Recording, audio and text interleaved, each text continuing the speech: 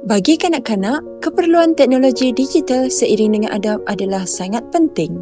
Apabila kedua-dua keperluan ini dipenuhi, kanak-kanak mampu berkembang sepenuhnya dari segi sosial dan akhlak. Di masa depan, mereka berpotensi menjadi individu yang maju, berilmu, berdaya saing dan mampu membina kehidupan yang berjaya. Ini adalah Anas. Ibu Anas tidak menasihati anaknya tentang menjaga pertuturan dalam talian. Anas menggunakan bahasa kasar, mengejek dan sering mencari kesalahan orang lain di media sosial. Dia cepat menghukum dan mudah menyebarkan keburukan orang lain tanpa berfikir panjang.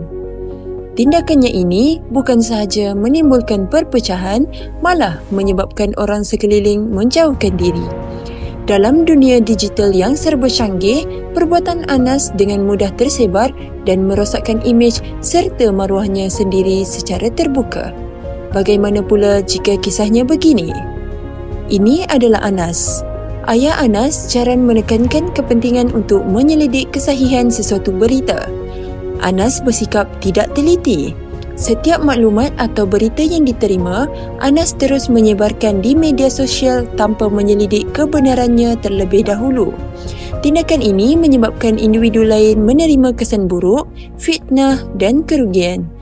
Akhirnya, Anas menyesal atas perbuatannya yang membawa mudarat kepada orang lain. Dan bagaimana jika kali ini ceritanya sedikit berbeza?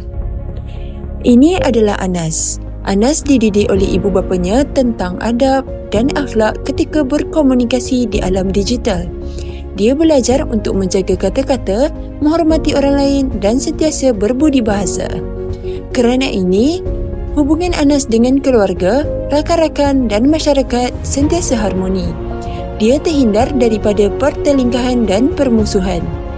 Anas juga tidak mudah terpengaruh dengan sifat negatif seperti dengki, cemburu dan buruk sangka. Dia memahami bahawa komunikasi yang baik bukan sahaja mencerminkan dirinya tetapi juga menjaga maruah dan keharmonian orang lain.